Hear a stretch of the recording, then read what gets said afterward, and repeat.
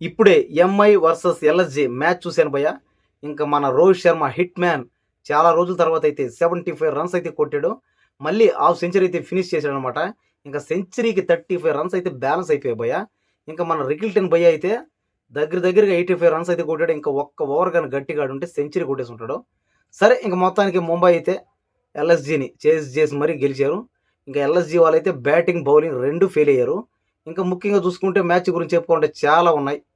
సరే ఇంకా మెయిన్ మ్యాటర్లోకి వెళ్దాం.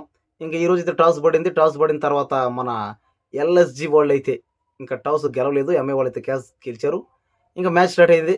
ఇంకా మ్యాచ్ స్టార్ట్ అయినప్పటి నుంచి అందరూ బాగా ఆడారు అనమాట. ముంబై వాళ్ళు బ్యాటింగే కాదు బౌలింగ్ కూడా చాలా బాగా కలిసి వచ్చిందని చెప్పాలి. ఇక్కడ మ్యాచ్ అనేది కలిసి రావడం ఉంటుంది అప్పుడప్పుడు. నిజం చెప్పాలంటే కొన్ని మ్యాచ్ చూడండి, కొంతమందికి కలిసి రాదు. టక్క టక్క టక్క టక్క పవర్ ప్లేనే అవుట్ అయిపోతారు.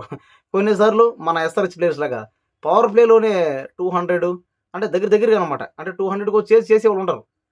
ఇంకా పవర్ ప్లేలోనే కూడా సెంచరీ కొట్టేవాళ్ళు ఉండరు. కాబట్టి ఇలా కూడా అవుద్ది అప్పుడప్పుడు. అంటే కలిసి రావాలన్నమాట. కలిసి వచ్చేది ఎలా వస్తుంది? మనం ఆడే ఆట తీరు బట్టే ఉంటుంది. బాగా ఆడితే ఆటోమేటిక్ కలిసి వస్తాయన్ని. అసలు ఆటే రాకపోతే ఎలా వస్తుంది చెప్పండి?